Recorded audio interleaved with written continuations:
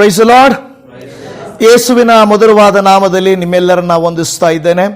ಮತ್ತೊಂದು ದಿನದಲ್ಲಿ ನಿಮ್ಮೆಲ್ಲರೊಟ್ಟಿಗೆ ದೇವರ ವಾಕ್ಯಗಳನ್ನು ಹಂಚಿಕೊಳ್ಳುವುದರಲ್ಲಿ ನಾನು ತುಂಬ ಸಂತೋಷವುಳ್ಳವನಾಗಿದ್ದೇನೆ. ಯಾಕೆಂದರೆ ಮನುಷ್ಯರ ಮಾತುಗಳು ನಮ್ಮನ್ನು ಕುಗ್ಗಿಸಬಹುದು, ಕೋಪ ತರಿಸಬಹುದು, ಬೇರ್ಪಡಿಸಬಹುದು, ನಮಗೆ ಇಲ್ಲ ಸಲ್ಲದ ಅನುಮಾನಗಳನ್ನು ಹುಟ್ಟಿಸಬಹುದು. ಆದರೆ ದೇವರ ವಾಕ್ಯ ಆ ಥರ ಅಲ್ಲ.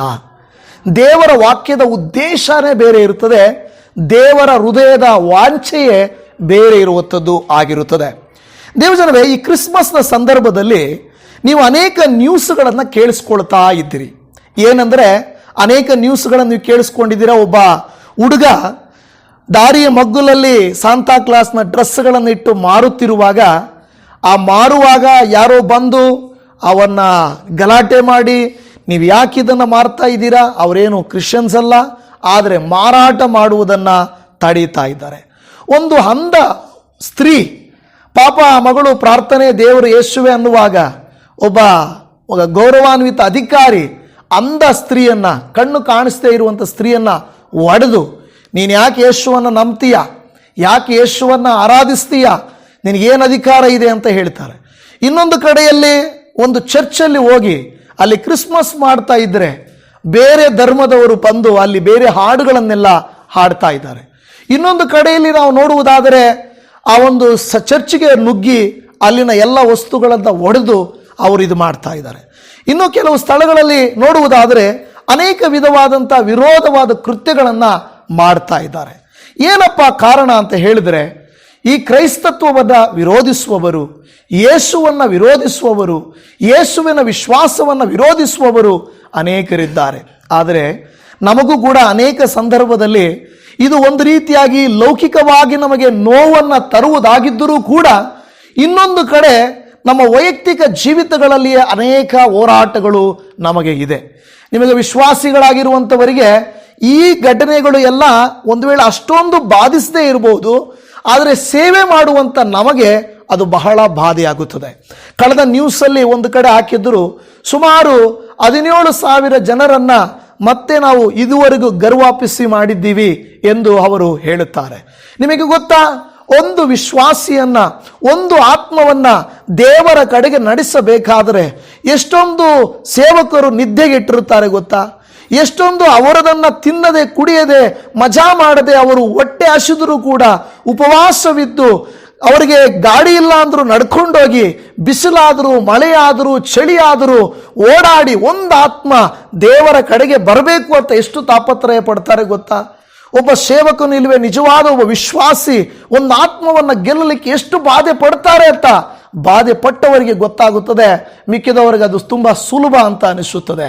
ಯಾಕೆಂದರೆ ಆ ಒಂದು ಆತ್ಮ ಆದಾಯ ಮಾಡುವಾಗ ಅವರಿಗೆ ಹಣ ಬರಲ್ಲ, ಅವರ ಹೆಸರು ನ್ಯೂಸ್ ಪೇಪರಲ್ಲಿ ಬರಲ್ಲ, ಅವರಿಗೆ ಯಾರು ಮೆಡಲ್ ಕೊಡಲ್ಲ, ಅವರು ಯಾರು ಗುರುತಿಸಿ ಅವರಿಗೆ ಹಾರ ಹಾಕಲ್ಲ. ಆದರೂ ಒಬ್ಬ ಸೇವಕರು ಇಲ್ಲವೇ ಒಂದು ನಿಜವಾದ ವಿಶ್ವಾಸಿ ಒಂದು ಆತ್ಮವನ್ನು ಗೆಲ್ಲಲಿಕ್ಕೆ ಅಷ್ಟೊಂದು ತಾಪತ್ರಯ ಪಡ್ತಾರೆ. ಆದರೆ ಅನೇಕ ಜನರು ಏನು ಮಾಡ್ತಾರೆ ಗೊತ್ತಾ, ಅಷ್ಟು ತಾಪತ್ರಯ ಪಟ್ಟವರನ್ನ ಬಹಳ ಸುಲಭವಾಗಿ ಅವರೇನು ಮಾಡ್ತಾರೆ, ಹಿಂತಿರುಗಿಸಿ ಅವರನ್ನು ಪಾಪಕ್ಕೆ, ನಾವಿನ್ನೇನು ಹೇಳ್ತಾ ಇಲ್ಲ, ಅವರು ಒಳ್ಳೆಯವರಾಗಿದ್ದರೆ, ಅವರ ಕುಟುಂಬದಲ್ಲಿ ನೀತಿವಂತರಾಗಿದ್ದರೆ, ಪರಿಶುದ್ಧರಾಗಿದ್ದರೆ ನಮಗೇನು ಅಭ್ಯಂತರ ಇಲ್ಲ. ಆದರೆ ಮತ್ತೆ ಹಿಂತಿರುಗಿ ಹೋಗಿ ಕುಡುಕತನ ಮಾಡ್ತಾರೆ, ವ್ಯಭಿಚಾರ ಮಾಡ್ತಾರೆ, ಸುಳ್ಳುಗಳನ್ನು ಮಾಡ್ತಾರೆ, ವಿಗ್ರಹಾರಾಧನೆಗಳನ್ನು ಮಾಡ್ತಾರೆ. ಇದು ಸೃಷ್ಟಿಕರ್ತನಾದ ದೇವರಿಗೆ ಬಹಳ ನೋವನ್ನು ತರುವಂತ ವಿಷಯವಾಗಿದೆ ಪ್ರಿಯ ದೇವಜನವೇ. ಈಗ ಒಂದು ಕಡೆ ಲೌಕಿಕವಾಗಿ ಜನರು ವಿರೋಧಗಳನ್ನು ಮಾಡಿ ಆ ಕ್ರೈಸ್ತತ್ವದ ವಿರೋಧವಾಗಿ ನಡೆಯುತ್ತಾ ಇದ್ದಾರೆ. ಆದರೆ ಒಂದು ವಿಷಯ ನಮಗೆ ಗೊತ್ತಿದೆ, ಯಾರು ಎಷ್ಟು ಹೋರಾಟಗಳು ಮಾಡಿದರು, ಎಷ್ಟು ವಿರೋಧಗಳು ಮಾಡಿದರು, ಎಷ್ಟೇ ತಡೆ ಮಾಡಿದರೂ ಕೂಡ ಈ ಕ್ರೈಸ್ತತ್ವವನ್ನು, ಅಂದರೆ ಈ ವಿಶ್ವಾಸವನ್ನು ನಿಲ್ಲಿಸಲಿಕ್ಕೂ ಮುಗಿಸಲಿಕ್ಕೂ ಸಾಧ್ಯವೇ ಇಲ್ಲ. ಸಾಧ್ಯ ಇದೆಯಾ? ಯಾಕೆಂದರೆ ಇದು ಮನುಷ್ಯರು ಪ್ರಾರಂಭಿಸಿದ್ದು ಅಲ್ಲ. ಇದು ಯಾರು ಪ್ರಾರಂಭಿಸಿದ್ದಲ್ಲ? ಇದು ದೇವರು ಪ್ರಾರಂಭಿಸಿದ್ದು, ಮನುಷ್ಯರು ಪ್ರಾರಂಭಿಸಿದ್ದು ಅಲ್ಲ. ಅದೊಂದು ಹಾಡು ಹಾಡುವಾಗ ಲಾಸ್ಟ್ ಹಾಡ ಅದು ಆಕ್ಚುಲಿ ಅದು ರಾಂಗ್ ಹಾಡದು. ಏನದು ಲಾಸ್ಟ್ ಚರಣ ನಾವು ಹಾಡೋದಿಲ್ಲ, ದಿವ್ಯ ಸತ್ಯ ಬೋಧಕ ದೇವರ ಪ್ರವಾದಿಯು ಅಂತಿದೆ. ಆಕ್ಚುಲಿ ಬೈಬಲಲ್ಲಿ ಜೀಸಸ್ ಎಲ್ಲಿ ಕೂಡ ಪ್ರವಾದಿ ಅಂತ ಇಲ್ಲ. ಜನರು ಕರೆದ್ರು ಈತನು ಪ್ರವಾದಿ ಇರಬಹುದು ಅಂತ. ಪ್ರತಿ ಸಾರಿ ನಾನು ಹಾಡಾಡಿದಾಗ ಆ ಚರಣ ತೆಗೆದಾಕಬೇಕು ಅಂತ ಕೂಡ ನಾನು ಅಂದ್ಕೊಳ್ತಾ ಇರ್ತೀನಿ, ನಾನು ಮರ್ತೋಗ್ತೇನೆ. ಅದು ದಿವ್ಯ ಸತ್ಯ ಬೋಧಕ ದೇವರ ಪ್ರವಾದಿ ಅಲ್ಲ. ದಿವ್ಯ ಸತ್ಯ ಬೋಧಕ ಹೌದು, ಆದರೆ ಪ್ರವಾದಿ ಆತನು ಅಲ್ಲ. ಆತನನ್ನು ಕೆಲವರು ಏನು ಮಾಡಿದ್ದಾರೆ, ಪ್ರವಾದಿಯಾಗಿ ಮಾಡ್ತಾರೆ. ಇವಾಗ ಹೇಳ್ತಾರೆ ನಾವು ಪ್ರವಾದಿ ಅಂತ ನಂಬ್ತೇವೆ, ಆದರೆ ದೇವರಂತ ನಂಬೋದಿಲ್ಲ ಅಂತ ಹೇಳ್ತೇವೆ. ಸರಿ, ಈಗ ನನ್ನ ಅಸಲಿ ವಿಷಯಕ್ಕೆ ಬರುವಾಗ ಏನಂದರೆ, ಕ್ರೈಸ್ತತ್ವದಲ್ಲಿ ಒಂದು ಲೌಕಿಕವಾದಂಥ ಹಿಂಸೆಗಳು, ನೋವುಗಳು ಇದ್ದರೂ, ವಿರೋಧಗಳು ಇದ್ದರೂ ಅದನ್ನು ತಡೆಯಲಿಕ್ಕೂ ಅದನ್ನು ಮುಗಿಸಲಿಕ್ಕೂ ಸಾಧ್ಯವಿಲ್ಲ. ಆದರೆ ನಮ್ಮ ವೈಯಕ್ತಿಕ ಜೀವಿತಗಳಲ್ಲಿ ಅನೇಕ ಹೋರಾಟಗಳು ಬರುತ್ತವೆ, ಅವುಗಳಿಗೆ ನಾವು ಸೋತು ಹೋಗ್ತಾ ಇರ್ತೇವೆ. ಒಂದು ವಾಕ್ಯವನ್ನು ಓದಿಕೊಳ್ಳೋಣ. 2 ಕೊರಿಂಥದವರಿಗೆ ಬರೆದ ಪತ್ರಿಕೆ 4ನೇ ಅಧ್ಯಾಯ 8 ಮತ್ತು 9ನೇ ವಾಕ್ಯವನ್ನ ಓದಿಕೊಳ್ಳೋಣ. 2 ಕೊರಿಂಥ 4ನೇ ಅಧ್ಯಾಯ 8, 9. ಸರ್ವ ವಿಧದಲ್ಲಿಯೂ ನಮಗೆ ಇಕ್ಕಟ್ಟು ಇದ್ದರೂ ನಾವು ಅತಿ ಸಂಕಟ ಪಡುವವರಲ್ಲ. ನಾವು ದಿಕ್ಕು ಕಾಣದವರಾಗಿದ್ದರೂ ಕೇವಲ ದೆಸೆಗೆಟ್ಟವರಲ್ಲ. ಹಿಂಸೆ ಪಡುವವರಾಗಿದ್ದರೂ ಕೈ ಬಿಡಲ್ಪಟ್ಟವರಲ್ಲ. ಕೆಡವಲ್ಪಟ್ಟವರಾಗಿದ್ದರೂ ಪ್ರಾಣ ನಷ್ಟಪಟ್ಟವರು ಅಲ್ಲ. ಹಾಲೆಲೂಯಾ. ನೋಡಿ, ವಾಕ್ಯವನ್ನ ಬಹಳ ಆಳವಾದಂಥ ಸಂದೇಶ ಇದು, ಬಹಳ ದೊಡ್ಡ ಸಂದೇಶ ಇದು. ಆದರೆ ಒಂದು ವಿಷಯ ಹೇಳ್ತಾನೆ, ಸರ್ವ ವಿಧದಲ್ಲಿಯೂ ನಮಗೆ ಇಕ್ಕಟ್ಟು ಇದ್ದರು. ಏನು ಈ ಸರ್ವ ವಿಧ ಅನ್ನುವಂಥ ಪದದ ಅರ್ಥ ಏನು? ಸರ್ವ ವಿಧ ಅಂದ್ರೆ ಏನು? ಎಲ್ಲಾ ಕಡೆಗಳಿಂದ. ಏನದು? ಎಲ್ಲಾ ಕಡೆಗಳಿಂದ. ದೇವರನ್ನ ನಂಬಿದಂತ ಮಕ್ಕಳಿಗೆ ಕೇವಲ ಒಂದು ಸಮಸ್ಯೆ ಅಲ್ಲ, ಒಂದು ಸಮಸ್ಯೆ. ಅದಕ್ಕೆ ಹೇಳ್ತಾರೆ, ಒಬ್ಬ ದೇವಸೇವಕರು ಹೇಳ್ತಾರೆ, ನಿನಗೆ ಮುಂದೆಯೂ ಹಿಂದೆಯೂ ಬಲಗಡೆಯಲ್ಲಿಯೂ ಎಡಗಡೆಯಲ್ಲಿಯೂ ಸಮಸ್ಯೆಗಳು ಸುತ್ತುವರಿದಾಗ ನಿನಗಿರೋದು ಒಂದೇ ಒಂದು ಮಾರ್ಗ, ಒಂದೇ ಒಂದು ಕಡೆ ಖಾಲಿ ಇದೆ ಅಂತ ಹೇಳ್ತಾರೆ. ಹಿಂದೆ ಇಲ್ಲ ಹೋಗಕ್ಕಾಗಲ್ಲ, ಮುಂದೆ ಹೋಗಕ್ಕಾಗಲ್ಲ, ಬಲಗಡೆ ಹೋಗಕ್ಕಾಗಲ್ಲ, ಎಡಗಡೆ ಹೋಗಕ್ಕಾಗಲ್ಲ, ಮತ್ತೆ ಯಾವ ಕಡೆ ನೀನು ನೋಡ್ತೀಯ? ಮೇಲಕ್ಕೆ ನೋಡು ಅಂತ ಹೇಳ್ತದ. ಹಲ್ಲೆಲೂಯಾ. ಅರ್ಥ ಆಯ್ತಾ ನಿಮಗೆ? ನಿಮ್ಮ ಸುತ್ತಲೂ ನಿಮ್ಮ ಬಲಗಡೆ ಎಡಗಡೆ ಹಿಂದುಗಡೆ ಮುಂದುಗಡೆ ನಿಮಗೆ ದಾರಿನೇ ಇಲ್ಲ. ಸರ್ವ ವಿಷಯದಲ್ಲಿಯೂ ನಿಮಗೆ ಇಕ್ಕಟ್ಟಿದೆಯಾ? ನಿಮಗೆ ಉಳಿದಿರೋದು ಒಂದೇ ಒಂದು ದಾರಿ, ಒಂದೇ ಒಂದು ಕಡೆ. ಅದು ಮೇಲಕ್ಕೆ ಎತ್ತಿ, ನಿನ್ನ ತಲೆಯನ್ನು ಎತ್ತಿ, ನಿನ್ನ ಕಣ್ಣನ್ನು ಎತ್ತಿ ದೇವರ ಕಡೆಗೆ ನೋಡು. ಹಲ್ಲೆಲೂಯಾ. ಇವತ್ತು ಹೌದು, ದೇವಜನವೇ, ಅನಾರೋಗ್ಯ ಬಂದಾಗ ಆಸ್ಪತ್ರೆ ಕಡೆಗೆ ಓಡ್ತಾರೆ, ಹೌದಾ ಇಲ್ವಾ? ಅನಾರೋಗ್ಯ ಬಂದಾಗ ಆಸ್ಪತ್ರೆ ಕಡೆ ಓಡ್ತಾರೆ, ಸಾಲ ಬೇಕಾದಾಗ ಬ್ಯಾಂಕ್ ಕಡೆ ಓಡ್ತಾರೆ ಅಲ್ವಾ? ಶತ್ರುಗಳು ಬಂದಾಗ ಪೊಲೀಸ್ ಸ್ಟೇಷನ್ ಕಡೆ ಓಡ್ತಾರೆ, ನ್ಯಾಯ ಬೇಕಾದಾಗ ಕೋರ್ಟ್ ಕಡೆ ಓಡ್ತಾರೆ. ಇವರೆಲ್ಲ ಕೈ ಎತ್ತಿದಾಗ ಮಾತ್ರನೇ ದೇವ್ರ ಕಡೆ ಬರೋದು. ಡಾಕ್ಟರ್ಗಳು ವಾಸಿ ಮಾಡಿದ್ರೆ ದೇವರಿಗೆ ಸ್ತೋತ್ರನೇ ಹೇಳಲ್ಲ ನಾವು ಅಲ್ವಾ? ನಾವು ದೇವ್ರ ಮಕ್ಕಳು ಹೇಳ್ತೇವೆ, ಉಳಿದ ಜನರು ಏನು ಹೇಳ್ತಾರೆ? ಏನೂ ಇಲ್ಲ, ಆರಾಮಾಗಿ ಟ್ರೀಟ್ಮೆಂಟ್ ಕೊಟ್ವಿ, ಔಷಧಿ ಸಿಕ್ತು, ಆರಾಮಾಯಿತು ಅಷ್ಟೇ. ಆದರೆ ಒಂದು ವೇಳೆ ಡಾಕ್ಟರ್ಗಳು ನಮ್ಮ ಕೈಯಲ್ಲಿ ಆಗಲ್ಲ ಅಂದ್ರೆ ಏನು ಮಾಡ್ತಾರೆ ಅವರು? ಆವಾಗ ಅಯ್ಯೋ ದೇವರೇ ಅಂತ ದೇವ್ರಗಳ ಹತ್ರ ಓಡ್ತಾರೆ. ಆದರೆ ನಾವಾದರೂ ಡಾಕ್ಟರ್ಗಳ ಹತ್ರ ಓಡುವುದಕ್ಕಿಂತ, ವೈದ್ಯರ ಹತ್ರ, ಅಂದರೆ ಪೊಲೀಸ್ ಸ್ಟೇಷನ್ಗೆ ಓಡೋದಕ್ಕಿಂತ, ಅಧಿಕಾರಿಗಳು ಬ್ಯಾಂಕ್ಗಳು ಓಡುವುದಕ್ಕಿಂತ ಮೊದಲು ನಾವು ನೆನಪಿನಲ್ಲಿ ಇಟ್ಟುಕೊಳ್ಬೇಕಾದಂಥ ವಿಚಾರ, ನಮಗೊಬ್ಬರು ಇದ್ದಾರೆ ಮೇಲ್ಗಡೆ. ಆ ಪರಲೋಕದಲ್ಲಿ ಆಸನಾರೂಢನಾಗಿರುವ ಆತನು ಭೂಲೋಕದಲ್ಲಿ ಯಾವಾಗಲೂ ನೋಡುತ್ತಾ, ನನ್ನ ಮಕ್ಕಳು ನನ್ನ ಕಡೆಗೆ ನೋಡುತ್ತಾರೇನೋ, ನನ್ನನ್ನು ಬೇಡುತ್ತಾರೇನೋ, ನನ್ನನ್ನು ಕೇಳುತ್ತಾರೇನೋ ಎಂದು ದೇವರು ನೋಡ್ತಾ ಇರ್ತಾನೆ. ನಾವೇ ನಮ್ಮ ಕಣ್ಣುಗಳೆತ್ತಿ ಮೇಲಕ್ಕೆ ನೋಡಲ್ಲ, ನಾವು ಅಕ್ಕಪಕ್ಕ ಮುಂದೆ ಹಿಂದೆ ನೋಡುತ್ತಾ ಇರುತ್ತೇವೆ. ಆದರೆ ಅದಕ್ಕೆ ದೇವರು ವಾಕ್ಯ ಹೇಳುತ್ತದೆ, ಸರ್ವ ವಿಧದಲ್ಲಿಯೂ ನಮಗೆ ಇಕ್ಕಟ್ಟು ಇದ್ದರೂ. ಇದೆಯಾ ಇಲ್ವಾ? ಇಕ್ಕಟ್ಟು ಇದೆಯಾ ಇಲ್ವಾ? ಅನೇಕರು ಏನು ಅಂದುಕೊಳ್ತಾರಂದ್ರೆ, ಚರ್ಚ್ಗೆ ಹೋಗೋರು ಇವ್ರಿಗೆ ದುಡ್ಡು ಕೊಡ್ತಾರೆ, ಇನ್ನೇನು ಇವ್ರಿಗೆ ಕಷ್ಟ ನೋಡು, ಒಳ್ಳೆ ಬಟ್ಟೆ ಹಾಕೊಂಡು ಭಾನುವಾರ ಆದರೆ ಹೋಗ್ಬಿಡ್ತಾರೆ ಅಂತ. ಅವ್ರಿಗೆ ಗೊತ್ತಿಲ್ಲ, ಇರೋ ಬಟ್ಟೆನೇ ನೀಟಾಗಿ ಹಾಕೊಂಡು ಹೋಗ್ತಾ ಇರ್ತಾರೆ ಪಾಪ ಜನ ಅಲ್ವಾ? ಆದರೆ ಜನ ಅಂದ್ಕೊಳ್ಳೋದೇನೆಂದ್ರೆ, ನೋಡು ನಾವು ದುಡಿತಾನೆ ಇದ್ದೀವಿ, ಇವ್ರಿಗೇನೋ ದುಡ್ಡು ಜಾಸ್ತಿ ಇದ್ದಂಗೆ ಆಲಯಕ್ಕೆ ಹೋಗ್ತಾರೆ, ನಾವು ಕಷ್ಟಪಡ್ತಾ ಇದ್ದೀವಿ, ಇವ್ರು ಪ್ರೇಯರ್ ಮಾಡ್ತಾ ಇದ್ದಾರೆ. ನಾವು ನೋಡಿ ನಮ್ಮ ಸಮಯ ಬೇರೆದರಲ್ಲಿ ಕಳೀತೀವಿ, ಇವ್ರು ವಾಕ್ಯ ಓದ್ಕೊಂಡು ಕೂತ್ಕೊಳ್ತಾರೆ. ಹಾಗಾದ್ರೆ ಇವ್ರಿಗೆ ಅಲ್ಲಿ ಹೋಗ್ತಾರೆ, ಕೊಡ್ತಾರೆ, ಅದಕ್ಕೆ ಇವ್ರು ಆರಾಮಾಗಿದ್ದಾರೆ ಅಂತ ಅಂದ್ಕೊಳ್ತಾರೆ. ನಿಜಾನೇ, ಇಲ್ಲಿಗೆ ಬಂದ್ರೆ ಕೊಡ್ತಾರೆ, ಆದರೆ ಪಾಸ್ಟರ್ ಅಲ್ಲ, ದೇವರು ಕೊಡ್ತಾರೆ. ಹಲ್ಲೆಲೂಯಾ. ಏನು ಕೊಡ್ತಾರೆ? ಹಣವು ಕೊಡಲಿಕ್ಕೆ ಆಗದೆ ಇರುವಂಥದ್ದು, ಲೋಕವು ಕೊಡಲಿಕ್ಕೆ ಆಗದೆ ಇರುವಂಥದ್ದು ದೇವರು ನಮಗೆ ಕೊಡುವಂಥವರಾಗಿದ್ದಾರೆ. ನಂಬಿದರೆ ಸಮಾಧಾನ, ನಂಬಿದರೆ ಶಾಂತಿ, ನಂಬಿದರೆ ಆರೋಗ್ಯ, ದೇವರು ನಮಗೆ ಕೊಡುತ್ತಾರೆ ಎಂಬ ನಿರೀಕ್ಷೆ ನಮಗೆ ಇದೆ. ಅದಕ್ಕಾಗಿ ದೇವರಿಗೆ ಸ್ತೋತ್ರ. ನೀವು ಒಂದು ವಿಷಯ, ಇಕ್ಕಟ್ಟು ಸರ್ವ ವಿಧದಲ್ಲಿ ಇಕ್ಕಟ್ಟು ಇದ್ದರೂ ನಾವು ಅತಿ ಸಂಕಟ ಪಡುವುದಿಲ್ಲ. ಏನ್ ಪಡೋದಿಲ್ಲ? ಇದೇನಿದು ಅತಿ ಸಂಕಟ ಪಡೋದಿಲ್ಲ? ಏನರ್ಥ? ಏನದರ ಅರ್ಥ? ಸಂಕಟ ಪಡ್ತೀವ? ಸಂಕಟ ಪಡ್ತೀವ ಪಡಲ್ವಾ? ಈಗ ಹೊಟ್ಟೆ ನೋವುದ್ರೆ ನಾವು, ನಾನು ಕ್ರಿಶ್ಚಿಯನ್ನು, ನಾನು ಯೇಸುಸ್ವಾಮಿ ನಂಬಿದ್ದೀನಿ, ನಾನು ಹೊಟ್ಟೆ ನೋವು ಬಂದರೂ ನನಗೆ ನೋವಾಗಲ್ಲ ಅಂತೀವ? ನಮಗೆ ನೋವಾಗುತ್ತಾ ಇಲ್ವಾ? ಅಯ್ಯೋ ಹೊಟ್ಟೆ ನೋವು ಅಂದೇ ಅಂತೀವಿ. ಡಾಕ್ಟರ್ಗಳು ಇಂಜೆಕ್ಷನ್ ಹಾಕುವಾಗ ನನಗೇನಾಗಲ್ಲ, ಚುಚ್ಚುರಿ ಇನ್ನೂ ಒಳಕ್ಕೆ ಸ್ವಲ್ಪ ಅಂತೀರಾ? ಇನ್ನೂ ಒಳಕ್ಕೆ ಚುಚ್ಚುರಿ ಅಂತೀರಾ? ಇಲ್ಲ, ಒಳಗೆ ಅದು ಒಳಕ್ಕೆ ಚುಚ್ಚುವಾಗ ನೋವು ಹಾಗೆ ಆಗುತ್ತೆ. ಆಪರೇಷನ್ ಮಾಡುವಾಗ ನಾನು ಕ್ರಿಶ್ಚಿಯನ್ನು, ಏನು ಆಗಲ್ಲ, ಕಟ್ ಮಾಡಿ ಬಿಸಾಕ್ರೆ ಎಷ್ಟು ಬೇಕಾದ್ರು ಅಂತೀವ? ಯಾಕೆಂದ್ರೆ ನೋವು ಹಾಗೆ ಆಗುತ್ತೆ. ಸಂಕಟ ಉಂಟು. ಲೋಕದಲ್ಲಿರುವ ಪ್ರತಿ ಮನುಷ್ಯರಿಗೆ ಏನುಂಟು? ಸಂಕಟವಿದೆ. ಆದರೆ ಸಂಕಟ ಬಂದಾಗ ನಮ್ಮ ನಂಬಿಕೆ ಹೇಗಿದೆ? ಅದಕ್ಕೆ ಇಲ್ಲಿ ಹೇಳ್ತಾ ಇದ್ದಾರೆ ಭಕ್ತರು, ಪೌಲನು ಹೇಳ್ತಾ ಇದ್ದಾನೆ, ನಮಗೆ ಸರ್ವ ವಿಧದಲ್ಲಿಯೂ ಇಕ್ಕಟ್ಟಿದೆ. ದೇವರು ನಂಬಿದ್ರು ನಮಗೆ ಸಾಲ ಇದೆ, ನೋವಿದೆ, ರೋಗ ಇದೆ, ಶತ್ರುಗಳಿದ್ದಾರೆ, ಸಮಸ್ಯೆಗಳಿದ್ದಾವೆ. ಆದರೆ ಒಂದು ಮಾತು ಪೌಲನು ಹೇಳ್ತಾ ಇದ್ದಾನೆ, ನಮಗೆ ಸರ್ವ ವಿಧದಲ್ಲಿ ಇಕ್ಕಟ್ಟು ಇದ್ದರೂ ಕೂಡ ನಾವು ಅತೀ ಸಂಕಟ ಪಡಲ್ಲ. ಯಾಕೆಂದರೆ ನಮ್ಮನ್ನ ಬಿಡಿಸುವ ದೇವರಿದ್ದಾನೆ, ನಮಗೆ ಸಹಾಯ ಮಾಡುವ ದೇವರು ಇದ್ದಾನೆ. ಎಷ್ಟೋ ಜನರು ಏನು ಮಾಡ್ತಾರೆ, ದಾರಿ ಕಾಣಿಸದೇ ಇರುವಾಗ, ಯೌವನ ಪ್ರಾಯದಲ್ಲಿ ಯಾರಾದರೂ ಫೇಲ್ ಆಗೋದ್ರು, ಒಂದು ವೇಳೆ ಪ್ರೀತಿ ಮಾಡಿ ಫೇಲ್ ಆಗೋದ್ರು, ಬಿಸ್ನೆಸ್ಸಲ್ಲಿ ಫೇಲ್ ಆಗೋದ್ರು, ಜೀವನದಲ್ಲಿ ಫೇಲ್ ಆಗೋದ್ರು, ಇಮ್ಮಿಡಿಯೇಟ್ ಆಗಿ ಅವ್ರು ಏನು ತೀರ್ಮಾನ ಪಡ್ತಾರೆ ಗೊತ್ತಾ? ಕುಡಿಯೋದು ಕಲಿತಾರೆ, ಕೆಲವರು ಸೂಸೈಡ್ ಮಾಡ್ಕೊಳ್ತಾರೆ, ಕೆಲವರು ಬೇರೊಂದು ಪರ್ಯಾಯ ಮಾರ್ಗವನ್ನು, ಅನ್ಯಾಯದ ಮಾರ್ಗಗಳನ್ನು, ಕಳ್ಳತನದ ಮಾರ್ಗಗಳನ್ನು, ಕೊಲೆ ಮಾಡುವ ಮಾರ್ಗಗಳನ್ನು, ಅನೈತಿಕವಾದ ಮಾರ್ಗಗಳನ್ನು ಹಿಡಿತಾರೆ. ಆದರೆ ದೇವರ ಮಕ್ಕಳು ಆ ರೀತಿ ಹಿಡಿತಾರ? ಯಾಕೆ? ಅವ್ರಿಗೂ ಸಂಕಟ ಇದೆಯಲ್ವಾ? ಅವರು ಯಾಕೆಂದರೆ ನನ್ನ ದೇವರಿದ್ದಾನೆ, ನಾನು ಅತಿ ಸಂಕಟ ಪಡುವುದು ಅವಶ್ಯವಿಲ್ಲ, ನನ್ನ ದೇವರ ಕೈಗೆ ಒಪ್ಪಿಸಿ ಕೊಡುವುದಾದರೆ ಆತನು ಅದನ್ನು ಸರಿಪಡಿಸಿ ಕೊಡುತ್ತಾನೆ. ಅಲ್ಲಿಯವರೆಗೂ ನಾನೇನಿರಬೇಕು? ತಾಳ್ಮೆಯಿಂದ ನಾನಿರಬೇಕು. ಹಾಲೆಲೂಯಾ. ಇವತ್ತು ದೇವಜನವೇ, ವರ್ಷವೆಲ್ಲ ನೀವು ಎಷ್ಟೋ ಕಾರ್ಯಗಳಲ್ಲಿ ಇದೇ ರೀತಿಯಲ್ಲಿ ಸಂಕಟ ಪಟ್ಟಿದ್ದೀರಾ. ನಿಮಗೆ ನೋವಾಗಿದೆ, ಅವಮಾನ ಆಗಿದೆ, ನಷ್ಟ ಆಗಿದೆ, ಅನೇಕರು ನಿಮ್ಮನ್ನು ಬಾಧಿಸಿದ್ದಾರೆ, ವೇದಿಸಿದ್ದಾರೆ.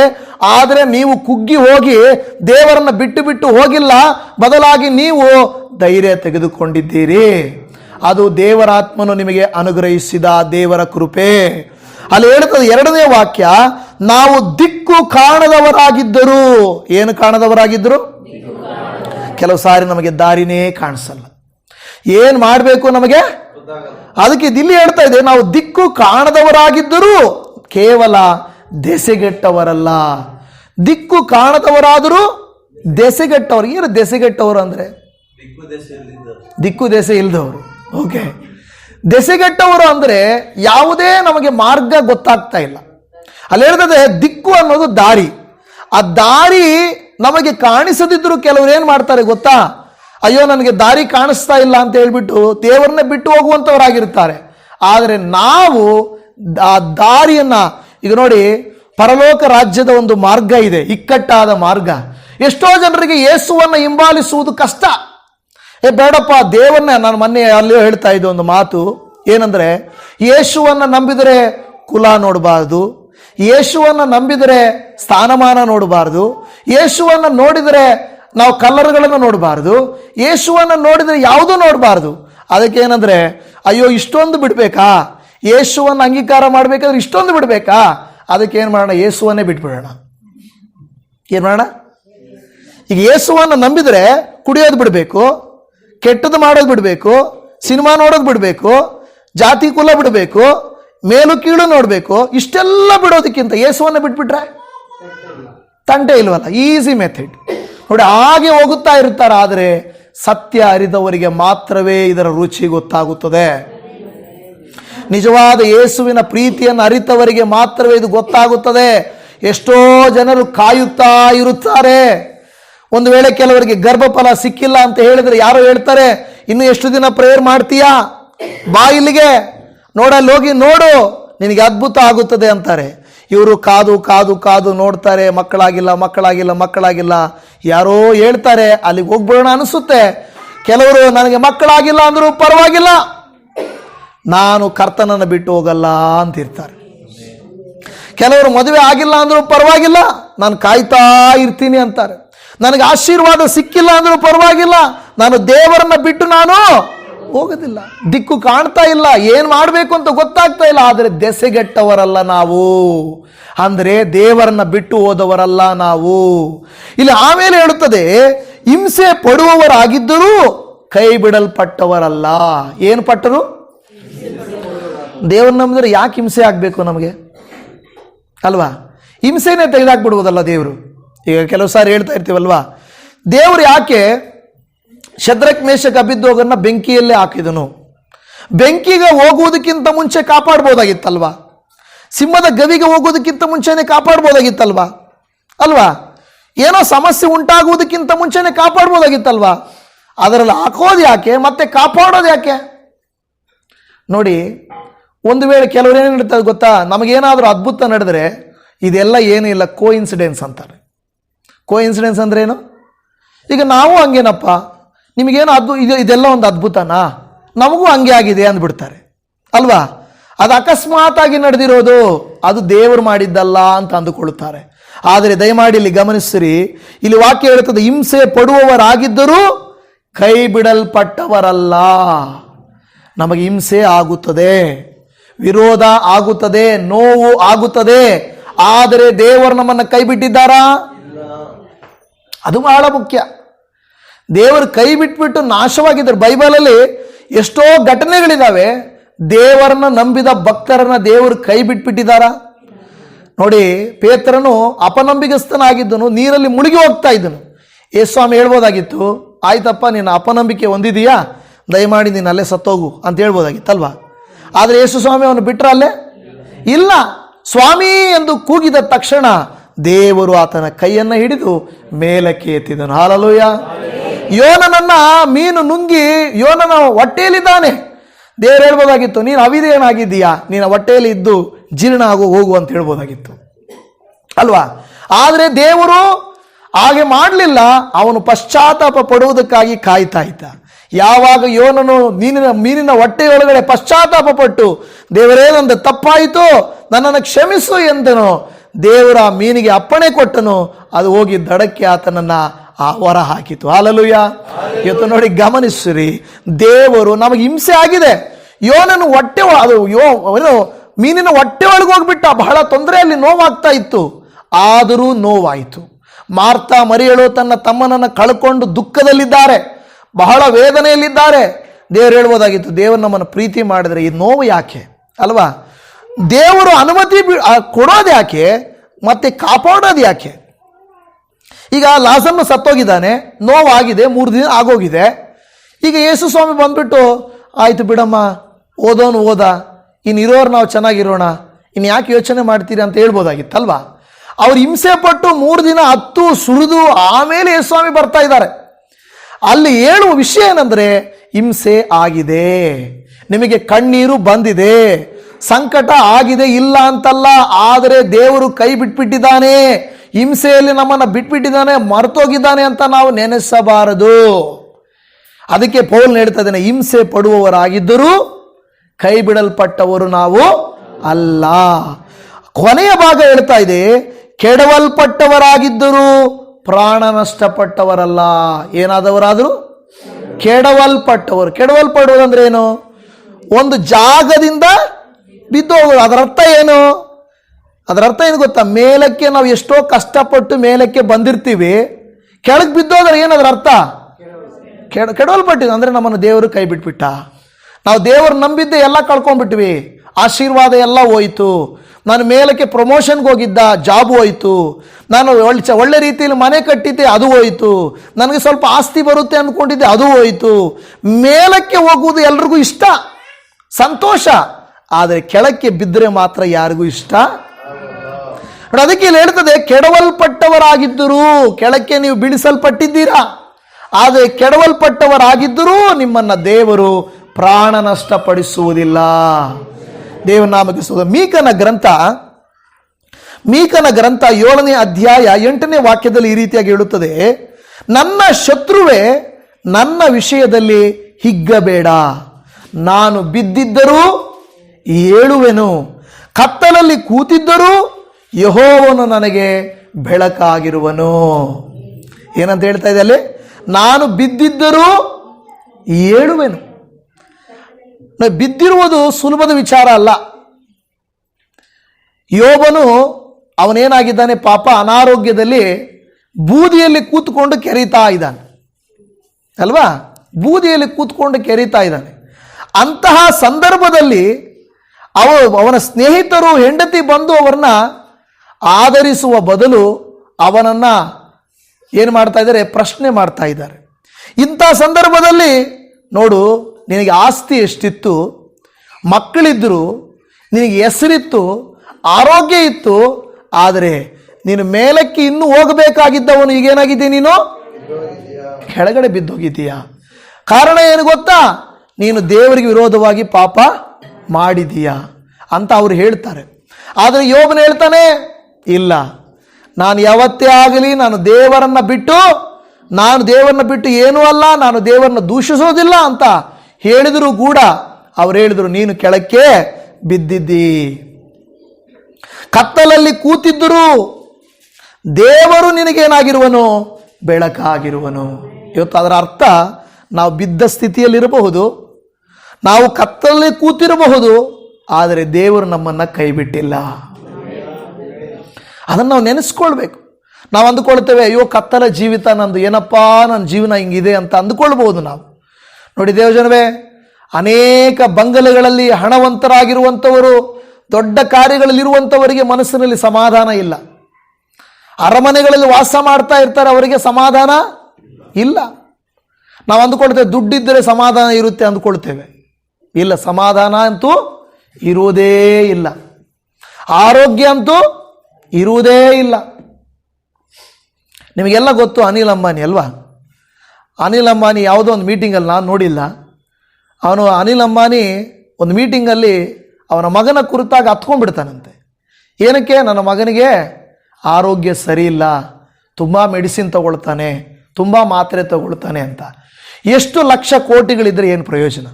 ಮಗನಿಗೆ ಆರೋಗ್ಯ ಇಲ್ಲ ಅಂದರೆ ತಂದೆ ಅಳ್ಳೇಬೇಕು ಅಲ್ವಾ? ಎಷ್ಟು ಲಕ್ಷ ಕೋಟಿ ಇದ್ರೆ ಎಷ್ಟು ಆಸ್ಪತ್ರೆಗಳು ಕಟ್ಟಿಸ್ಬೋದು ಅವರು, ಎಷ್ಟು ಡಾಕ್ಟರ್ಗಳನ್ನು ಇಟ್ಕೊಳ್ಬೋದು ಅವರು, ಆದರೆ ಆರೋಗ್ಯ ಕೊಡೋಕ್ಕಾಗುತ್ತೆ ಅಪ್ಪನ ಕೈಯಲ್ಲಿ? ಒಂದು ವೇಳೆ ದೇವರು ಅವರ ಮಗನ ಮೇಲೆ ಕರುಣೆ ತೋರಿಸದೆ ಹೋದರೆ ಯಾವ ಡಾಕ್ಟರ್ ಬಂದು ಏನು ಮಾಡಿದ್ರೆ ಟ್ರೀಟ್ಮೆಂಟ್ ಮಾಡಿದ್ರೆ ಒಳ್ಳೇದಾಗುತ್ತೆ? ಯಾರು ಬಂದರೂ ಏನು ಟ್ರೀಟ್ಮೆಂಟು ಫಲಿಸುವುದಿಲ್ಲ. ದೇವರೆಂಬವನು ದೊಡ್ಡವನು, ದೇವರು ನಮಗೆ ಕೊಡಬೇಕು. ಅವ್ರು ಹೇಳ್ಬೋದು, ಅನಿಲ್ ಅಂಬಾನಿ ನಾನು ದೇವರಿಗೆ ಬೇಕಾದ್ರೆ ದುಡ್ಡು ಕೊಡ್ತೀನಿ ಅಂತ ಅಲ್ವಾ? ಕೊಟ್ಟಿದ್ದಾರಲ್ವ? ಹಂಗೆ ಅಲ್ವಾ? ಎಲ್ಲೆಲ್ಲ ಹೋದ್ರೆ ಏನು ಮಾಡ್ತಾರೆ ಅವರು? ದುಡ್ಡು ಕೊಡ್ತಾರೆ. ನಾನು ಇಲ್ಲಿಗೆ ಇಷ್ಟು ಕೊಡ್ತೇನೆ, ಅಲ್ಲಿ ಅಷ್ಟು ಕೊಡ್ತೇನೆ ಅಂತ ಹೇಳ್ತಾರೆ. ದೇವ್ರಿಗೆ ದುಡ್ಡೆಲ್ಲ ಬೇಕಾಗಿರೋದು, ದೇವ್ರಿಗೆ ಬೇಕಾಗಿರೋದು ಭಕ್ತಿ, ದೇವ್ರಿಗೆ ಬೇಕಾಗಿರೋದು ವಿಧೇಯತೆ. ದೇವ್ರಿಗೇನು ಹಣ ಎಲ್ಲ ಏನು ಅಲ್ಲ, ಹಣ ಎಲ್ಲ ಮಣ್ಣಿದ್ದಂಗೆ ದೇವ್ರ ಮುಂದೆ, ಹಣ ಎಲ್ಲ ಕಾಗದಗಳಿದ್ದಂಗೆ ದೇವರಲ್ಲಿ. ದೇವಜನ ಇಲ್ಲಿ ಹೇಳ್ತಾ ಇದೆ, ನಾವು ಕೆಲವು ಸಾರಿ ಅಂದುಕೊಳ್ತೇವೆ ದೇವ್ರು ನನಗೆ ದುಡ್ಡು ಕೊಟ್ಟಿಲ್ಲ, ದೇವ್ರು ನನಗೆ ಆಶೀರ್ವಾದ ಮಾಡಿಲ್ಲ ಅಂತ. ದಯಮಾಡಿ ಅರ್ಥ ಮಾಡಿಕೊಳ್ಳಿ, ನಿಮ್ಮ ಹತ್ರ ದುಡ್ಡಿದ್ರೂ ಕೂಡ, ನೀವೆಷ್ಟು ಸಾಹುಕಾರರಾಗಿದ್ದರೂ ಈ ರಕ್ಷಣೆ ಎಂಬುದು ನಿಮಗೆ ಸಿಗ್ತಾ ಇರಲಿಲ್ಲ. ಜ್ಞಾಪಕ ಇಟ್ಕೊಳ್ಳಿ, ಎಷ್ಟೋ ಹಣ ಇದ್ದಿರ್ಬೋದಾಗಿತ್ತು ನಮ್ಮ ಹತ್ರ, ನಾವು ದೇವರನ್ನ ಕಂಡುಕೊಳ್ಳಲಿಕ್ಕೆ ಆಗ್ತಾ ಇರಲಿಲ್ಲ. ಇವತ್ತು ಅನೇಕರಿಗೆ ದೇವರನ್ನ ಕಂಡುಕೊಳ್ಳಲಿಕ್ಕೆ ಆಗದೇ ಇರುವುದಕ್ಕೆ ಕಾರಣ ಅವರ ಅಧಿಕಾರ, ಅವರ ಹಣ, ಅವರ ಜ್ಞಾನ, ಅವರ ಉನ್ನತಿ ದೇವರ ಹತ್ರ ಬರಲಿಕ್ಕೆ ಸಾಧ್ಯ ಆಗ್ತಾ ಇಲ್ಲ. ಆದರೆ ನಿಮಗೂ ನನಗಾದರೂ ದೇವರು ಬೆಳಕಾಗಿದ್ದಾನೆ. ನಮಗೆ ಏನೋ ಅವತ್ತಿಗೆ ಕಷ್ಟ ಇರ್ಬೋದು, ಸಣ್ಣ ಮನೆಗಳಲ್ಲಿ ವಾಸ ಮಾಡ್ತಾ ಇರ್ಬೋದು, ಬಟ್ ನಮಗೆ ದೊಡ್ಡ ನಿರೀಕ್ಷೆ ಇದೆ, ಪರಲೋಕವೆಂಬ ದೊಡ್ಡ ನಿರೀಕ್ಷೆ ಇದೆ. ಇವತ್ತು ಯಾರು ಕೂಡ ನಿಜವಾದ ಕ್ರೈಸ್ತರು ಈ ಲೋಕವನ್ನು ಬಿಟ್ಟು ಹೋಗೋಕ್ಕೆ ಭಯಪಡಬಾರ್ದು. ಭಯಪಡ್ತಾರಾ?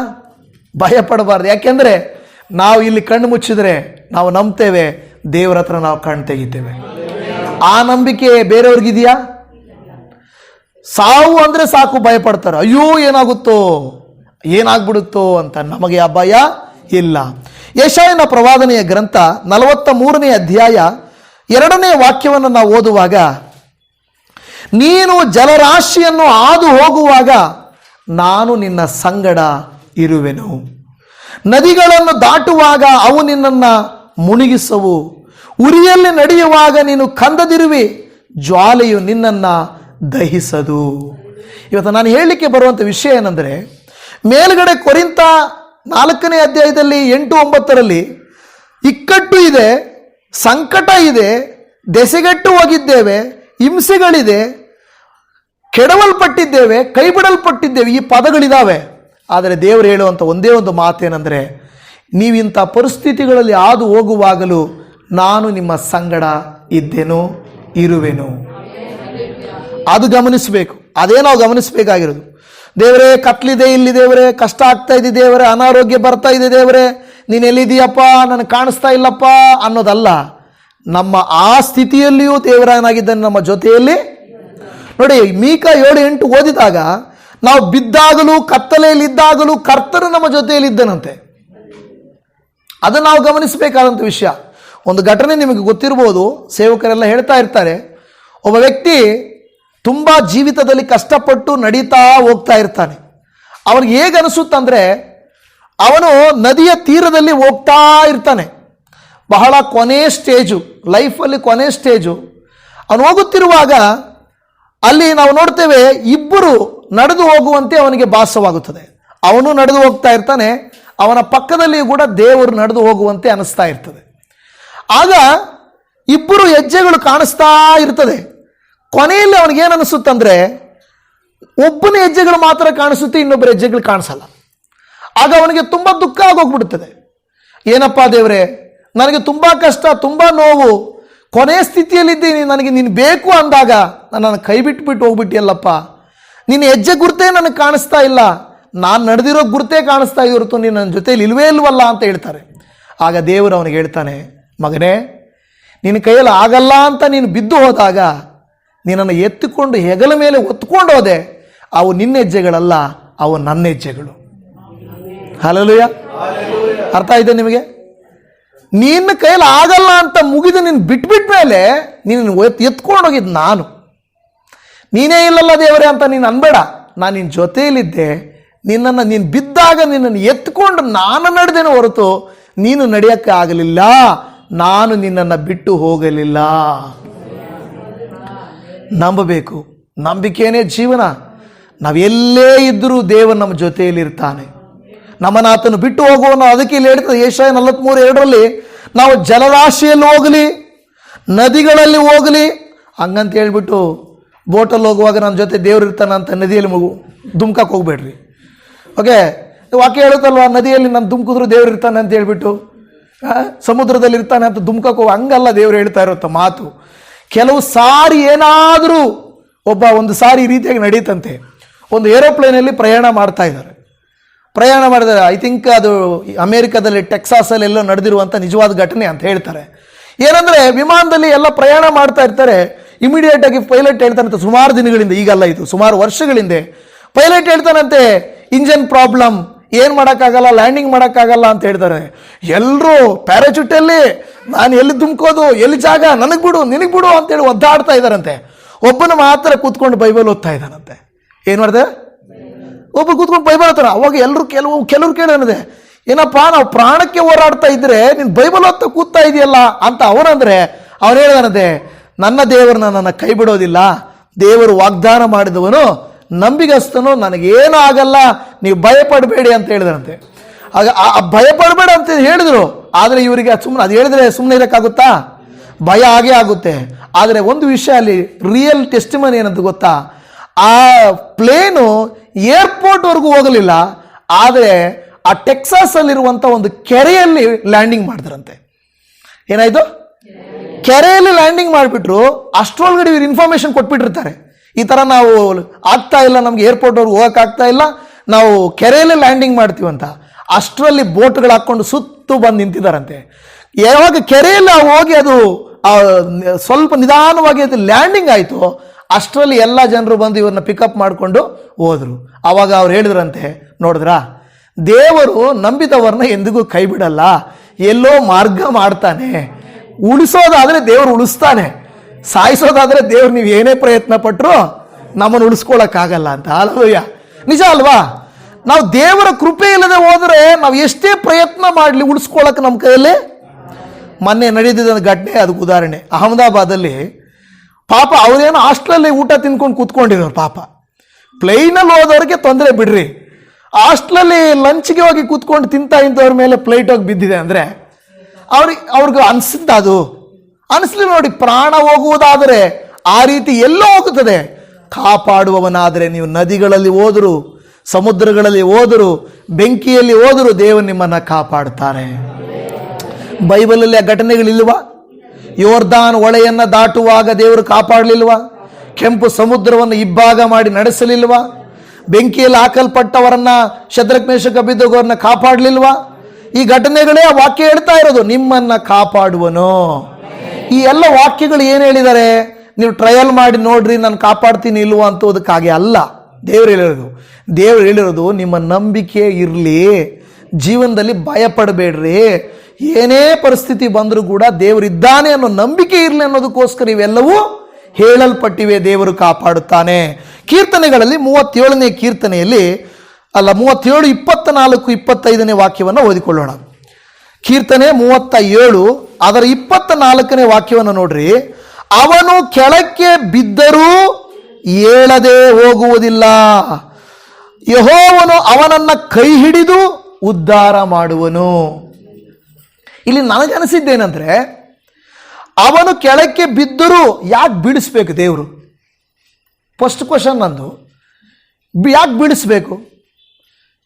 ಉದಾಹರಣೆಗೆ ನಿಮಗೆ ಏನೋ ಒಂದು ತಲೆನೋವು ಬಂತು, ತಲೆನೋವೇ ಇದುವರೆಗೂ ನಿಮಗೆ ಬಂದಿಲ್ಲ ಅಂದರೆ ನಿಮಗೆ ತಲೆನೋವು ಅಂದರೆ ಹೆಂಗಿಗೂ ಅರ್ಥ ಆಗುತ್ತೆ ಅಲ್ವಾ? ಈಗ ತಲೆನೋವು ಬಂದೇ ಇಲ್ಲ ನಿಮಗೆ ಲೈಫಲ್ಲಿ ಅಂದರೆ ತಲೆನೋವು ಹೆಂಗಿರುತ್ತೆ ಅಂತ ನಿಮ್ಗೆ ಹೆಂಗೆ ಗೊತ್ತು? ನೀವು ಹೇಳ್ಬೋದು, ನನಗೆ ತಲೆನೋವೇ ಬರಲ್ಲ, ನನಗೇನು ನೋವಾಗಲ್ಲ. ಆ ಥರ ಏನಾದರೂ ನಮಗೆ ರೋಗನೇ ಇದ್ದಿಲ್ಲ ಅಂದರೆ ಮನುಷ್ಯರು ನಡೆಯೋಕ್ಕಾಗ್ತಾ ಇತ್ತಾ? ನಡೆಯೋಕ್ಕಾಗ್ತಾನೇ ಇರಲಿಲ್ಲ ನಿಜವಾಗಿಯೂ. ಈಗ ಈ ಅನಾರೋಗ್ಯ, ಈ ನೋವು, ಸಂಕಟ ಇವೆಲ್ಲ ಇರುವುದರಿಂದ ಅಟ್ಲೀಸ್ಟ್ ಸ್ವಲ್ಪ ದೇವರೇ ಅಂತೀವಿ. ಇಲ್ಲ ಅಂದಿದ್ರೆ ದೇವ್ರನ್ನ ಮರ್ಯಾದೆನೇ ಕೊಡ್ತಾ ಇರಲಿಲ್ಲ, ದೇವರ ಅವಶ್ಯಕತೆನೇ ನಮಗೆ ಇರ್ತಾ ಇರಲಿಲ್ಲವೇನೋ. ಇಲ್ಲಿ ಹೇಳ್ತಾ ಇದೆ, ಅವನು ಕೆಳಗೆ ಬಿದ್ದರೂ. ಹಾಗಾದರೆ ಕೆಲವು ಸಂದರ್ಭ ನಾವು ಬೀಳುವ ಅವಕಾಶಗಳು ಇರ್ತವೆ, ಬೀಳುವ ಅವಕಾಶಗಳಿರ್ತವೆ. ಆದರೆ ಬಿದ್ದರೂ ಅವನು ಹೇಳದೆ ಹೋಗುವುದಿಲ್ಲ. ಯೆಹೋವನು ಏನು ಮಾಡ್ತಾನಂತೆ? ಅವನನ್ನ ಕೈ ಹಿಡಿದು ಉದ್ಧಾರ ಮಾಡುವನು, ಕೈ ಹಿಡಿದು ಉದ್ಧಾರ ಮಾಡುವನು. ಆಮೇಲೆ ಹೇಳ್ತದೆ, ನಾನು ಬಾಲಕನಾಗಿದ್ದೆನು, ಈಗ ವೃದ್ಧನಾಗಿದ್ದೇನೆ, ಈವರೆಗೆ ನೀತಿವಂತನು ದಿಕ್ಕಿಲ್ಲದೆ ಬಿದ್ದಿರುವುದನ್ನಾಗಲಿ ಅವನ ಸಂತತಿಯವರು ಭಿಕ್ಷೆ ಬೇಡಿ ತಿನ್ನುವುದನ್ನಾಗಲಿ ನೋಡಲಿಲ್ಲ. ಹಲ್ಲೆಲೂಯಾ. ನೋಡಿ, ನಿಜವಾದ ದೇವರ ಮಕ್ಕಳು ಕ್ರೈಸ್ತರು ಎಲ್ಲಿ ಹೋಗಿ ಭಿಕ್ಷೆ ಬೇಡುವ ಸ್ಥಿತಿಗೆ ದೇವರು ಬಿಡುವುದಿಲ್ಲ. ಬಿಡ್ತಾರ? ನಿಜವಾಗಿ ಬಿಡುವುದಿಲ್ಲ. ನೋಡಿ, ಕ್ರೈಸ್ತ ಮಿಷನರಿಗಳು ದೇಶಕ್ಕೆ ಬಂದಾಗ, ನಮ್ಮ ದೇಶಕ್ಕೆ ಕ್ರೈಸ್ತರಿಗೆ ಅಂತ ಹೇಳಿ ಆಶ್ರಮಗಳನ್ನು ಅವರು ಪ್ರಾರಂಭ ಮಾಡಲಿಲ್ಲ. ಮದರ್ ತೆರೇಸಾ ಕೋಲ್ಕತ್ತಾದಲ್ಲಿ ಬಂದು, ಆಕೆ ಅಲ್ಲಿ ಬಂದು ಆಶ್ರಮಗಳನ್ನು ಸ್ಟಾರ್ಟ್ ಮಾಡಿದಾಗ ಆಕೆ ಹೇಳುವಂಥ ಸಾಕ್ಷಿಗಳನ್ನು ನೀವು ಕೇಳಿಸ್ಕೊಂಡಿರ್ತೀರ. ಬೀದಿಗಳಲ್ಲಿ ಬಿದ್ದು, ಹುಳುಗಳು ಬಿದ್ದು ಅಲ್ಲೇ ಸಾಯ್ತಿದ್ರು, ಜನರು ಅವರನ್ನು ನೋಡ್ತಾ ಇರಲಿಲ್ಲ. ಹುಳುಗಳು ಬೀಳ್ತಾ ಇದ್ವು, ಅವರಿಗೆ ನೋಡ್ತಾ ಇರಲಿಲ್ಲ ಅಂತ ಯಾರು. ಏನಂತ ಇದ್ರು ಗೊತ್ತಾ? ಶಾಪಗ್ರಸ್ತನು, ಇವನೇನು ಶಾಪ, ಅದಕ್ಕೆ ಇವನಿಗೆ ನೋಡಿ ಹಿಂಗಾಗಿರೋದು. ಇವತ್ತೊಂದು ವೇಳೆ ನೋಡ್ರಿ, ಆ ಥರ ಇರುವಂಥವ್ರನ್ನ ಆಕೆ ತಗೊಂಡೋಗಿ ಎತ್ಕೊಂಡೋಗಿ, ಲೇಡಿ ಎತ್ಕೊಂಡೋಗಿ ಮನೆಯಲ್ಲಿ ಹಾಕ್ಕೊಂಡು ಅವರ ಕಾಲುಗಳನ್ನು ತೊಳೆದು ಆ ಗಾಯಗಳನ್ನು ಕಟ್ಟಿ ಎಷ್ಟೋ ಜನಕ್ಕೆ ಆಕೆ ಆರೈಕೆ ಮಾಡಿದ್ದಾಳೆ. ಆಕೆ ಯಾವತ್ತೂ ಕೂಡ ನೀನು ಕ್ರಿಶ್ಚಿಯನ್ ಆಗಿದ್ದರೆ ನಾನು ನಿನ್ನನ್ನು ಕಾಪಾಡ್ತೀನಿ, ಇಲ್ಲ ಅಂದರೆ ಕಾಪಾಡಲ್ಲ ಅಂತ ಹೇಳಿಲ್ಲ. ಮಾನವೀಯತೆ ಬಂದಿರೋದು ಕ್ರೈಸ್ತರಿಂದ. ನಮ್ಮ ದೇಶದಲ್ಲಿ ಸಂಜೆ ನಾವು ಮಧ್ಯಾಹ್ನ ಮಾತಾಡ್ಕೊಳ್ತಾ ಇದ್ವಿ, ವಿಲಿಯಂ ಕೇರಿ ಅನ್ನುವಂಥ ಒಬ್ಬ ಸೇವಕನು ನಮ್ಮ ದೇಶಕ್ಕೆ ಬಂದಿದ್ದನು. ಆತನು ನೋಡುವಾಗ ಏನಾಗ್ತಾ ಇತ್ತು ಗೊತ್ತಾ? ಗಂಡ ಸತ್ತೋದ ಅಂತ ಹೇಳಿದ್ರೆ ಹೆಂಡತಿ 12 ವರ್ಷದವಳಾಗಿರಲಿ, 15 ವರ್ಷದವಳಾಗಿರಲಿ, ಗಂಡ ಸತ್ತರೆ ಅವಳು ಸಾಯ್ಬೇಕು. ಗಂಡ ಸತ್ತರೆ, ಗಂಡನನ್ನು ಬೆಂಕಿ ಇಟ್ಟು ಸುಡುವಾಗ ಹೆಂಡತಿ ಏನಾಗಬೇಕಾಗಿತ್ತು? ಅದನ್ನು ದುಂಕ್ಬೇಕಾಗಿತ್ತು. ಆದರೆ ಬೇರೆ ದೇಶದಿಂದ ಬಂದಂಥ ಈ ವಿಲಿಯಂ ಕೇರಿ ನನಗ್ಯಾಕೆ ಬಿಡು, ಸತ್ತೋರು ಸಾಯಿಲಿ ಅಂತ ಹೇಳಲಿಲ್ಲ. ಅಯ್ಯೋ, ಅವ್ರದ್ದು ಒಂದು ಜೀವ ಅಲ್ವಾ, ಆ ಮಗಳದು ಒಂದು ಹೃದಯ ಅಲ್ವಾ, ಆ ಮಗಳು ಏನು ಪಾಪ ಮಾಡಿದ್ದಾಳೆ, ಪಾಪ ಆ ಮಗಳು ಸಾಯೋದು ಯಾಕೆ ಅಂತೇಳಿ ಆ ಸತಿ ಸಹಗಮನ ಪದ್ಧತಿಯನ್ನು ನಿರ್ಮೂಲ ಮಾಡುವುದಕ್ಕೆ ಪ್ರಯಾಸ ಪಟ್ಟವರು. ಹಲ್ಲೆಲೂಯಾ. ದೇವಜನವೇ, ಎಷ್ಟೋ ಮಿಷನರಿಗಳು ಬಂದು ವಿದ್ಯಾಭ್ಯಾಸ ಕೊಟ್ಟರು, ಆರೋಗ್ಯದಲ್ಲಿ ಆಸ್ಪತ್ರೆಗಳನ್ನು ಕಟ್ಟಿದ್ರು, ಅನಾಥ ಶರಣಾಲಯಗಳನ್ನು ಕಟ್ಟಿದ್ರು, ಜಾತಿ ಪದ್ಧತಿಯಿಂದ ಕೈ ಬಿಡಲ್ಪಟ್ಟು ಇವರು ಶಾಪಗ್ರಸ್ತರು ಅಂದವರನ್ನೆಲ್ಲ ಕಾಪಾಡಿದರು. ಆದರೆ ಇವತ್ತು ಕ್ರೈಸ್ತರು ಮಾಡೋ ಸೇವೆನ ಅಪಾರ್ಥ ಮಾಡಿಕೊಳ್ತಾರೆ. ಕ್ರೈಸ್ತರು ತೋರಿಸೋ ಪ್ರೀತಿನ ಅಪಾರ್ಥ ಮಾಡಿಕೊಳ್ತಾರೆ. ಇವತ್ತು ಅನೇಕರು ಕೈ ಚಾಚಿ ಯೇಸು ಸ್ವಾಮಿ ಹೇಳಿದ ಕಾರ್ಯವನ್ನು ಮಾಡ್ತಾರೆ ಹೊರತು ಬೇರೆ ಏನೂ ಅಲ್ಲ. ನಿನ್ನ ಹತ್ರ 2 ಅಂಗಿ ಇದ್ದರೆ 1 ಅಂಗಿ ಕೊಡು, ನಿನ್ನ ಹತ್ರ ಊಟ ಜಾಸ್ತಿ ಇದ್ದರೆ ಹಸಿದವನಿಗೆ ಕೊಡು, ಬಾಯಾರಿಕೆದವನಿಗೆ ನೀರನ್ನು ಕೊಡು. ಇದನ್ನು ಯೇಸು ಸ್ವಾಮಿ ಹೇಳ್ಕೊಟ್ಟಿದ್ದು, ಅದನ್ನು ಮಾಡ್ತಾ ಇದ್ದೀವಿ. ಅದನ್ನು ಮಾಡಿದ್ರೆ ಏನಂತಾರೆ ಗೊತ್ತಾ, ಅವರೂ ಮಾಡಲ್ಲ, ಮಾಡೋರ್ನು ಬಿಡಲ್ಲ. ಹೌದಲ್ವಾ? ಮಾಡೋರ್ನು ಕೂಡ ಬಿಡಲ್ಲ. ಯೇಸುವಿನ ಪ್ರೀತಿಯನ್ನು ತೋರ್ಸಕ್ಕೆ ಹೋದ್ರೂ ಕೂಡ ಬಿಡಲ್ಲ. ದೇವಜನರು ಇಲ್ಲಿ ಹೇಳ್ತಾ ಇದ್ದಾರೆ, ದೇವರು ನಮ್ಮನ್ನ ಕೈ ಹಿಡಿದು ಉದ್ಧಾರ ಮಾಡುವನು. ಇವತ್ತು ದೇವರನ್ನ ನಂಬಿರುವಂಥವ್ರನ್ನ ಯಾರನ್ನೂ ಕೂಡ ದೇವರು ಭಿಕ್ಷೆ ಬೇಡಿ ತಿನ್ನುವುದಕ್ಕೆ ದೇವರಿಗೆ ಬಿಡಲ್ಲ. ದೇವರು ಬಿಡಲ್ಲ. ಸಮಾಜದಲ್ಲಿ ಅದಕ್ಕೆ ದೇವ ಜನರನ್ನು ಎಬ್ಬಿಸಿ ಒಳ್ಳೆತನವನ್ನು ಎಬ್ಬಿಸೋದು. ಆದರೆ ಜನರಿಗೆ ಇದು ಅರ್ಥ ಆಗ್ತಾ ಇಲ್ಲ. ಇನ್ನೂ ಕಾಲ ಕೆಟ್ಟೋಗಿ ಇವಾಗ ಏನಾಗ್ತಾ ಇದೆ ಗೊತ್ತಾ, ದೇವರ ವಾಕ್ಯ ಹೇಳಿರೋದು ಸತ್ಯ ನಡೆಯುತ್ತದೆ. ಏನಾಗುತ್ತೆ ಗೊತ್ತಾ, ಅವರಲ್ಲಿ ಅವರೇ ಕಚ್ಚಾಡಿಕೊಳ್ಳುತ್ತಾರೆ. ಅವರ ಜಾತಿ ಎಂದು ಅವರೇ ಒಡೆದಾಡ್ಕೊಳ್ಳೋ ಸ್ಥಿತಿ ಬರುತ್ತೆ. ಈಗ ಏನಾಗಿದೆ, ರಾಜಕೀಯ ವ್ಯಕ್ತಿಗಳೆಲ್ಲ ಏನು ಮಾಡ್ತಾ ಇದ್ದಾರೆ ಗೊತ್ತಾ, ರಾಜಕೀಯ ವ್ಯಕ್ತಿಗಳ ಅವರ ಜಾತಿಗನುಸಾರವಾಗಿ ಗೆಲ್ಲಲಿಕ್ಕೆ ನೋಡ್ತಾ ಇದ್ದಾರೆ, ಅವರ ಧರ್ಮಕ್ಕನುಸಾರವಾಗಿ ಗೆಲ್ಲಲಿಕ್ಕೆ ನೋಡ್ತಾ ಇದ್ದಾರೆ. ಇವತ್ತು ಅವರು ನಮ್ಮನ್ನ ಅಧಿಕಾರದಿಂದ ಕೆಳಗಿಳಿಸ್ಬೋದು, ನಾಳೆ ಯಾರ್ಯಾರು ಜಗಳ ಆಡ್ತಾರೆ. ಈಗ ಉದಾಹರಣೆಗೆ ನಾನು ಕ್ರೈಸ್ತನಿದ್ದೀನಿ, ನೀವೆಲ್ಲ ಜಗಳ ಮಾಡ್ತೀರಿ ನನ್ನ ಮೇಲೆ, ನಾನಿಲ್ಲ ಅಂದಮೇಲೆ ಯಾರ ಮೇಲೆ ಜಗಳ ಮಾಡ್ತಾರೆ? ಅವರವರೇ ಜಗಳ ಮಾಡ್ಕೊಬೇಕು. ಬೈಬಲ್ ಹೇಳಿದೆ ಹಂಗಾಗುತ್ತೆ. ಅವರಲ್ಲಿ ಅವರೇ ಕಚ್ಚಾಡಿಕೊಳ್ಳುವಂಥ ಕಾಲ. ಜನಕ್ಕೆ ವಿರೋಧವಾಗಿ ಜನವು, ರಾಜ್ಯಕ್ಕೆ ವಿರೋಧವಾಗಿ ರಾಜ್ಯವು, ದೇಶಕ್ಕೆ ವಿರೋಧವಾಗಿ ದೇಶವು ದಂಗೆ ಎದ್ದೇಳ್ತದೆ. ಆದರೆ ಯೇಸುವಿನ ಮಕ್ಕಳೇ ಶಾಂತಿ ಪ್ರಿಯರು. ಎಲ್ಲಿ ಕೂಡ ಏನು ನೀನು ಚರ್ಚ್ಗಳು ಹೊಡೆದ್ರು, ಎಲ್ಲಿ ಹೊಡೆದ್ರು ನಾವು ಹೋಗಿ ಬಸ್ ಮೇಲೆ ಕಲ್ಲು ತೂರಾಟ ಮಾಡಲ್ಲ, ಆ ದಾರಿಗಳನ್ನು ಅಡ್ಡಗಟ್ಟಿ ನಿಂತ್ಕೊಳ್ಳಲ್ಲ.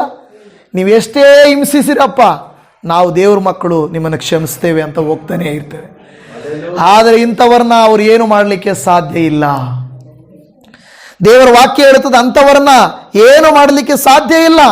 ಅವರನ್ನ ದೇವರು ಹೇಳ್ತಾನೆ, ಚಿಕ್ಕ ಹಿಂಡೆ ಹೆದರಬೇಡ. ಏನಂತ ಹೇಳ್ತಾನೆ ದೇವರು?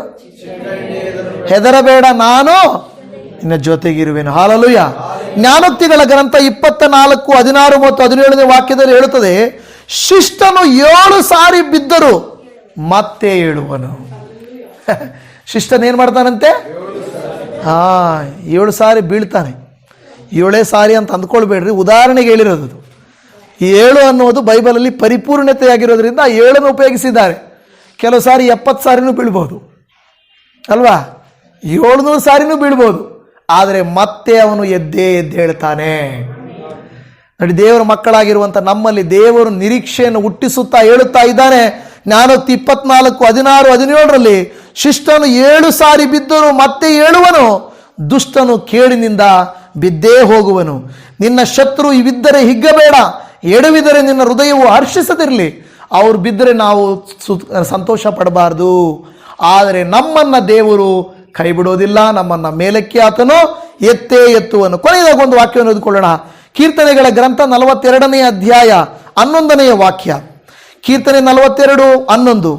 ನನ್ನ ಮನವೇ ನೀನು ಕುಗ್ಗಿ ಹೋಗಿರುವುದೇನು, ಹೀಗೆ ವ್ಯಥೆ ಪಡುವುದೇಕೆ? ದೇವರನ್ನು ನಿರೀಕ್ಷಿಸು, ಆತನೇ ನನಗೆ ರಕ್ಷಕನು, ದೇವರೂ ಆಗಿದ್ದಾನೆ. ನಾನು ಇನ್ನೂ ಆತನನ್ನ ಸ್ತುತಿಸುತ್ತಿರುವೆನು. ಸಂಕಟ ಬರುತ್ತೆ, ವೇದನೆ ಬರುತ್ತೆ, ವಿರೋಧ ಬರುತ್ತೆ, ಬೀಳ್ತೇವೆ. ಈ ವಾಕ್ಯಗಳನ್ನೆಲ್ಲ ಮೇಲೆಯಿಂದ ನೀವು ಒಂದ್ಸಾರಿ ಬರ್ಕೊಂಡು ಗಮನಿಸಿ ನೋಡ್ರಿ. ಎಂತ ಪದಗಳಿದೆ. ಇಕ್ಕಟ್ಟುಗಳು ಬರುತ್ತವಂತೆ, ಸಂಕಟಗಳು ಬರುತ್ತವಂತೆ, ದಿಕ್ಕು ಕಾಣದೆ ಆಗುತ್ತೇವಂತೆ, ಹಿಂಸೆ ಬರುತ್ತಂತೆ, ಕೆಡವಲ್ಪಡುತ್ತೇವಂತೆ, ಕೈ ಬಿಡಲ್ಪಡುತ್ತೇವಂತೆ. ಕತ್ತಲಲ್ಲಿ ಕೂತ್ಕೊಳ್ತೇವೆ, ಬಿದ್ದೋಗ್ತೇವೆ. ಯಾವುದು ಈ ಥರ ಆದರೂ ಕೂಡ ದೇವರು ಹೇಳ್ತಾನೆ, ನಾನು ನಿಮ್ಮ ಜೊತೆಯಲ್ಲಿರ್ತೇನೆ, ನಿಮ್ಮನ್ನು ನಡೆಸ್ತೇನೆ, ಉದ್ಧಾರ ಮಾಡ್ತೇನೆ, ನಿಮ್ಮನ್ನು ಅನುಗ್ರಹಿಸ್ತೇನೆ, ನಿಮಗೆ ಬೇಕಾದ ಕೃಪೆಯನ್ನು ತೋರಿಸ್ತೇನೆ. ಅದಕ್ಕೆ ಕೀರ್ತನೆಗಾರನು ಕೊನೆಯಲ್ಲಿ ಹೇಳ್ತಾ ಇದ್ದಾನೆ, ದೇವರನ್ನು ನಾನು ನಿರೀಕ್ಷಿಸ್ತೇನೆ, ಯಾಕೆಂದರೆ ನನ್ನ ರಕ್ಷಕನು ಆತನೇ, ನಾನು ಇನ್ನೂ ಆತನನ್ನು ಸ್ತುತಿಸುತ್ತಿರುವೆನೋ. ನಾವೇನು ಮಾಡ್ತಾ ಇರಬೇಕಂತೆ? ನಮ್ಮ ಕೆಲಸ ಏನಪ್ಪ ಅಂದರೆ ಸ್ತುತಿಸ್ತಾ ಇರಬೇಕು. ಸುಖದಲ್ಲಿಯೂ ಸ್ತುತಿಸಬೇಕು, ಕಷ್ಟದಲ್ಲಿಯೂ ಸ್ತುತಿಸಬೇಕು. ದೇವರಿಗೆ ಸ್ತೋತ್ರ ಮಾಡ್ತಾ ಇದ್ದರೆ ಆತನು ಉಳಿದ ಕಾರ್ಯಗಳನ್ನೆಲ್ಲ ನೋಡಿಕೊಳ್ಳುತ್ತಾನೆ. ಕರ್ತನು ತಾನೇ ನಿಮಗೂ ನನಗೂ ಆ ರೀತಿಯಾಗಿ ಮಾಡಲಿ. ಒಂದು ವೇಳೆ ಈ ವರ್ಷವೆಲ್ಲ ನೀವು ಅನೇಕ ವೇದನೆಗಳನ್ನು ಅನುಭವಿಸಿರ್ಬೋದು, ಮುಂದಿನ ದಿನಗಳಲ್ಲಿಯೂ ಬರ್ತವೆ, ಇಲ್ಲ ಅಂತಲ್ಲ. ನಾವು ಹೇಳ್ಬೋದು, ಹೊಸ ವರ್ಷ ಅಂದರೆ ಇನ್ನು ಮುಂದೆ ಮುಗೀತು, ಇನ್ನು ನಿಮಗೆ ಅನಾರೋಗ್ಯ ಇಲ್ಲ, ನಿಮಗೆ ಕಷ್ಟ ಇಲ್ಲ, ಸಾಲ ಇಲ್ಲ, ಹೋಗ್ರಿ ನಿಮಗೆ ಅಂತ ನಾವು ಹೇಳಿ ಕಳಿಸಲ್ಲ. ಬೈಬಲ್ ಹಂಗೆ ಹೇಳಿ ಕಳಿಸ್ತದ? ಬೈಬಲ್ ಹಂಗೆ ಹೇಳಿ ಕಳಿಸಿದ್ರೆ ರಾಂಗ್ ಟೀಚಿಂಗ್. ದೇವ್ರು ಹೇಳಿ ಕಳಿಸೋದೇನು ಗೊತ್ತಾ? ಲೋಕದಲ್ಲಿ ನಿಮಗೆ ಸಂಕಟಗಳು ಉಂಟು, ಆದರೂ ಧೈರ್ಯವಾಗಿರಿ, ಯಾಕೆಂದರೆ ನಾನು ಲೋಕವನ್ನು, ಅದು ಮುಖ್ಯ. ಲೋಕದಲ್ಲಿ ನಿಮಗೆ ಸಂಕಟಗಳುಂಟು, ಆದರೂ ಧೈರ್ಯವಾಗಿರಿ, ನಾನು ಲೋಕವನ್ನು ಜಯಿಸಿದ್ದೇನೆ. ಕಣ್ಣುಗಳನ್ನು ಮುಚ್ಚೋಣ, ಪ್ರಾರ್ಥನೆ ಮಾಡಿಕೊಳ್ಳೋಣ. ಸ್ವಾಮಿ, ನಿನಗೆ ಸ್ತೋತ್ರ. ಬೈಬಲಲ್ಲಿ ಅನೇಕರು ಅನೇಕ ಹಿಂಸೆಗಳನ್ನು, ಇಕ್ಕಟ್ಟುಗಳನ್ನು ಎದುರಿಸಿದರು, ಆದರೆ ಅವರನ್ನು ನೀವು ಕೈ ಬಿಡಲಿಲ್ಲ ಸ್ವಾಮಿ, ಅವರನ್ನು ನೀವು ಮರೆತು ಬಿಡಲಿಲ್ಲ ಸ್ವಾಮಿ. ಇವತ್ತು ಸುತ್ತಲೂ ನಮಗೆ ಸರ್ವಾಪತ್ತುಗಳು ಬಂದರೂ ಕೂಡ ನಾವು ಕಣ್ಣೆತ್ತಿ ನಿಮ್ಮ ಕಡೆಗೆ ನೋಡುತ್ತೇವೆ ಸ್ವಾಮಿ. ಯಾಕೆಂದರೆ ನಮ್ಮ ಸಹಾಯವು ಎಲ್ಲಿಂದ ಬರುವುದು?